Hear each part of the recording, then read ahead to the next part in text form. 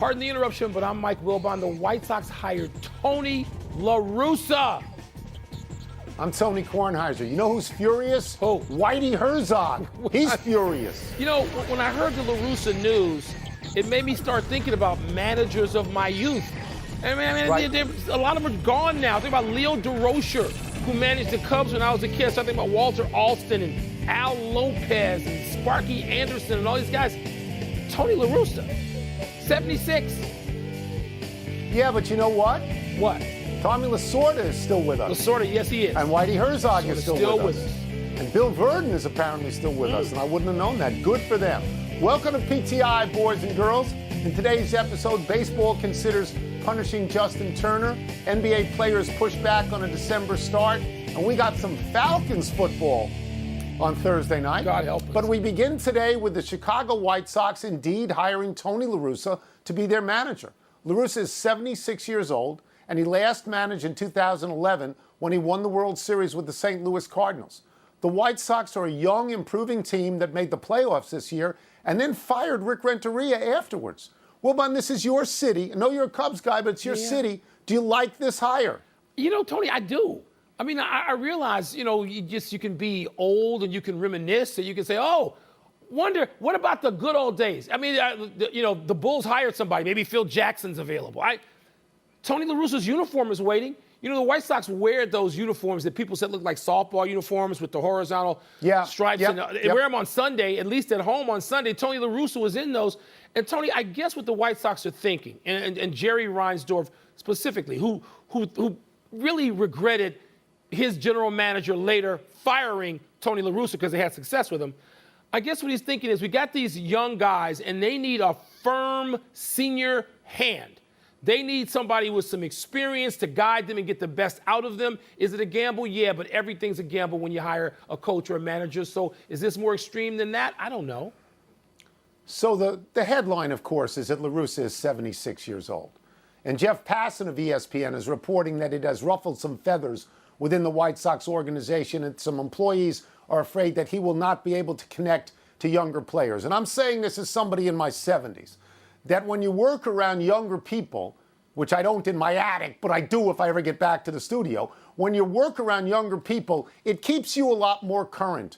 You are open to more things than if you are only around people your own age. I mean, the two guys running for president right now, one of them's 74, one of them's 77. I think that's a harder job than managing the White Sox. So I think I'm rooting for Tony La Russa in this particular regard. And I've heard the same things you have about Reinsdorf, that is his big regret. Yeah. That they fired La Russa, then he won in Oakland, then he won in St. Louis, and Reinsdorf wants to complete the circle and bring him back.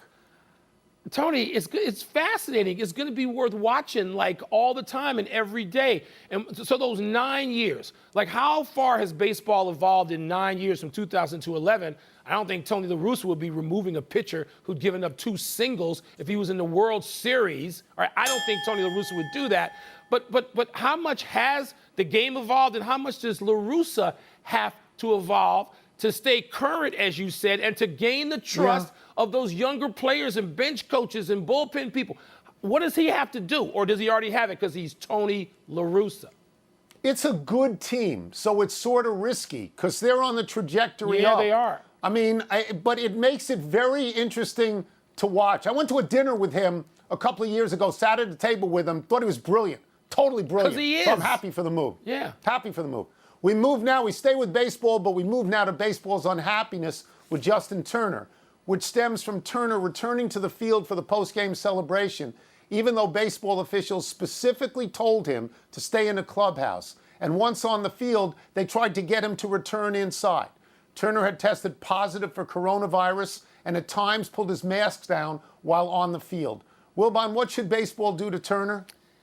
Tony, this is hard, and I hate to suggest a sliding scale, but I think that may have to be the case. And Uber producer Matt Kelleher suggested to me this morning, he said, this could be like a hockey, like an NHL situation, where if somebody suffers a broken jaw, the offending party's out for like 3 weeks. If it's just, he missed a day, then you bring him back.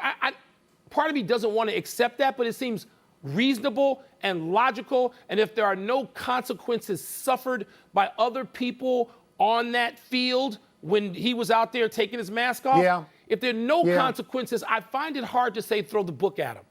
But if there are, Tony, I wouldn't have a problem. Yeah. So I've had 24 hours to think about this, and I was too easy and too equivocal on this yesterday because I found out a couple of things I didn't realize. One is that he's the player rep. That means he wrote the protocols. He sold the protocols to the guys on his team, and then he deliberately defied. Yeah. That makes it worse for me. He deliberately defied those protocols that he was involved in. And the other is that he's a free agent, and I wonder, did he say to himself, well, I'm not going to be back here anyway, so I'm just going to enjoy this to the degree that I can. I understand why the players want him out there, and I want to draw this distinction. There's an inherent risk for all players and everybody in the dugout during these times. Because very few people, the players aren't wearing masks in there. And he had this in the first inning and the third inning and the fifth inning along with the eighth inning, right? But they willingly take that risk. Who I don't think willingly takes that risk are the families on the field and the staff people on the field. And so I'm torn on this one as you are. Yeah, Tony, the players, I can understand why. If you're a player and you say, wait a minute, I just spent all day, I was at the cage with Turner. We were in the dugout together, and nobody had a mask on. And so why am I going to feel differently an hour and a half later? And I can see why players would say, no, stop it. But again, it's the other people that didn't sign on for this that Turner could have put in danger, and that's what you have to assess. And is it result-based? Tony, it could be. Maybe it even should be. I'll tell you this, Mike. In hindsight, I think baseball's very lucky that went 6 and the World Series was over. Because the next day, what if a bunch of people tested positive and they couldn't even play Game 7? They couldn't, and that's a possibility. We're never going to know that because we're not looking back at that. But, Tony, if there was a Game 7, he wouldn't have been out there celebrating. So I think... I understand, I think it's a moot point, but... But as you say, in the dugout, everybody's exposed. All the players are used to each other. They are. And willingly. That's right. We may not be getting the NBA for Christmas after all, Tone. Chris Haynes of Yahoo reports a substantial faction of players, including stars, is pushing instead for January 18, Martin Luther King Day. The NBA estimates that the December start would be worth $500 million more to the league than a mid-January start. So, Tone, where do you see this ending up? Yeah, I mean, I love these reports. I just wish somebody would tell me the names of all the players and all the stars that don't want to play. I mean, we assume LeBron because Danny Green said so, but how many others? I'd like to get some names. I'm going to quote Don Ohlmeyer. It's my favorite quote of all time. The answer to all your questions is money. If you read what Michelle Roberts said, basically what she's saying is, what are you going to give us if we agree to start on December 22nd? Right. And I think that's the critical issue here. What is the give back? Tony, I agree, but again, let's start with the answer to all your questions is money. What about the $500 million? That's $250 million each. And if you start dividing that up among the $250 million for the players, and I know people like LeBron don't even care about the average, because the average of that for 450 players would be about $500,000, just less than $600,000 per person on average. Obviously, LeBron's amount would be much more than that, and it still wouldn't be anything to him. But, Tony, I think as I try to listen to what players are talking about, first of all, this is very new. There hasn't been an official player/union response to this yet. Not yet. That's right. There will have to be one. The players are going to have to sit and think, okay, what am I assessing here? How much money does it mean, yes, to me, not to the union, to me personally? And am I ready to play? What's the physical risk involved? And the owners have to look and say, okay, Tony, the $500 million becomes more real when you look at all the revenue streams that won't be in effect, like ticket sales and parking lot fees and hot dogs sold and jerseys sold in arena. Those things aren't going to be there because there are not going to be any fans for the beginning of the season, maybe all of it. Yeah.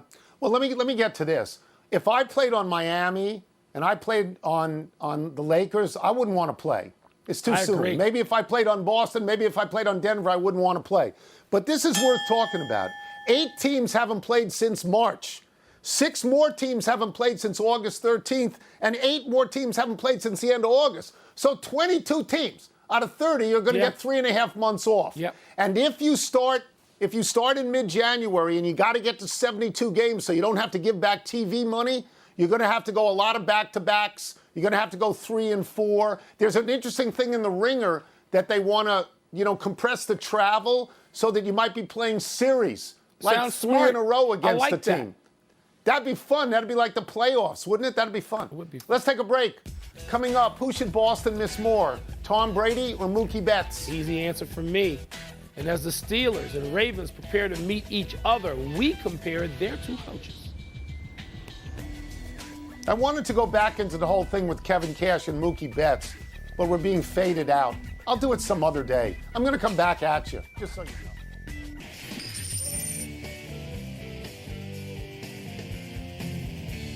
It's time for Toss Up. Caesars has me as the betting favorite once again. What's first? Toss up, who should Boston miss more, Tom Brady or Mookie Betts? Well, there's no question that Tom Brady accomplished more in Boston than Mookie Betts. He won 6 Super Bowls. Nobody's going to do that again. Mookie Betts won 1 World Series. And I think the people in Boston at this point are even rooting for Tom Brady to do well this year because they've liked him over such a long period of time. But, and here's the big but, letting Mookie Betts go was catastrophically stupid. It was. Just for money. It was. Because the next 10 years with the Dodgers, a team that has money and spends money, he could be there in October. And every single time he's there in October, it's a slap in the face of the ownership and the management of the Red Sox. Tony, I agree with every word you said. But I'm going back to the beginning. Tom Brady, nobody's ever going to win that. Not in the lifetimes of people who are now entertaining this question in New England, who are part of Pat's Nation. The answer is Tom Brady. And but look, I guess it could be analogized to saying, who would you miss more if you were the Yankees franchise? The Yankees franchise, Babe Ruth or Aaron Judge? Yes, I know one guy is current and can do more, but it's Babe F. Ruth. Who do I miss more? Michael Jordan, retired and gone, or somebody who might come in and be spectacular for a couple of years and might win one? No, the answer is the icon. The answer is the person that you're never going to see his like again. That's exactly right. But he's not going to be right in your face for the next 10 years like Mookie Betts is possibly going to be. Next. Toss up, which coach would you like on Sunday, Mike Tomlin or John Harbaugh? So my answer to this is, Wilbon, I'll let you pick the one you want, and I'll happily take the other one. That's right. Because they're both terrific. Mike Tomlin has had no losing seasons. John Harbaugh has had 1 losing season. Tomlin has a 65% winning percentage. Harbaugh has 62%. Each has won a Super Bowl. Tomlin has been to 2 Super Bowls. I mean, Tomlin's been luckier in the sense he's had Roethlisberger the whole way. But Harbaugh has a guy who won a Super Bowl for him in Flacco, and he's got the MVP in Lamar Jackson. I mean, if I had to choose, and you've heard me say this for many years, Tomlin is such a good quote that I would probably choose Tomlin. That'd be great as a sports writer, but, that's over for you now. Let me just mention, Tony, the reason why we're talking about this is these 2 guys are meeting for the 25th time as opposing head coaches. I mean, nobody's met that many times. Now, in the Super Bowl era, if we go back, obviously, Hallis v. Lambeau is something that happened much more often, like nearly twice as much. I think 48 times they met. But currently, Super Bowl era, these 2 guys, Tony, I wouldn't even want the first pick. I wouldn't want the pressure of it. I'd just say, Tony, take the first pick. I'm going to take the other guy happily, right? And you would take them probably for another few years and almost other than Belichick over everybody else. Andy Reid would be in the discussion. Everybody else playing. And both of them were surprise hires, and both of them have benefited by stable organizations. That's it. Let's take one last break. Still to come, the Giants and the Chargers send players home after positive tests. Cam Newton may be without one of his big weapons for a while, and he can't afford to miss any weapons, can he? By the way, the score right now is Harbaugh 13 and Tomlin 11. Okay. And that's even really close. It is. I mean, it's hard to separate them. Wow. Yeah, it's hard. Happy time, people. Happy 29th birthday, Trey Burton. He's a tight end on the Colts now, but he played quarterback in high school and was recruited to Florida as a quarterback. He ended up playing mostly fullback, running back, wide receiver, and tight end for the Gators.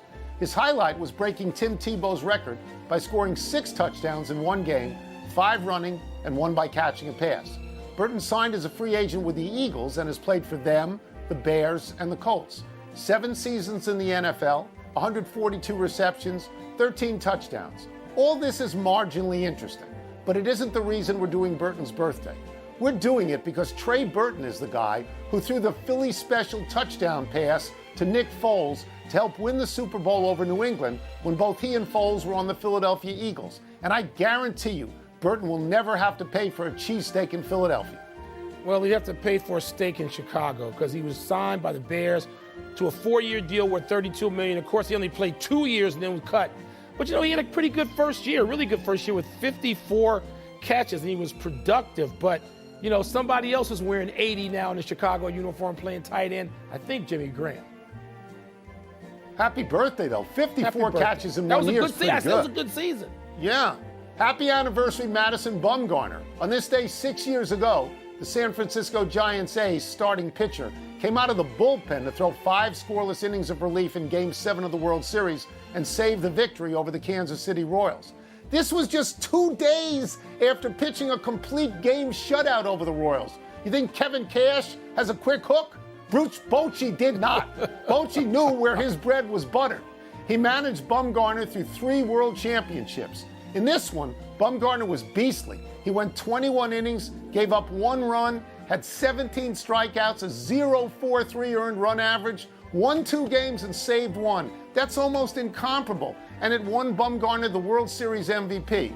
Bumgarner is no longer the pitcher he was then. His last 4 seasons, 3 with the Giants and 1 with Arizona, he's just 20 and 29 with a 3.82 ERA. But what he did in the 2014 World Series defines postseason pitching greatness. Tony, it does, and you don't have it for forever.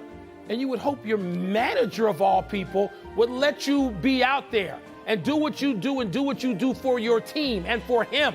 And Bumgarner's run was spectacular. Tony, it may have come to an end already, though. He was 1-4 with the ERA of 6.5 with Arizona this season. I don't know if you think he can get it back. Can he have another secondary late career run?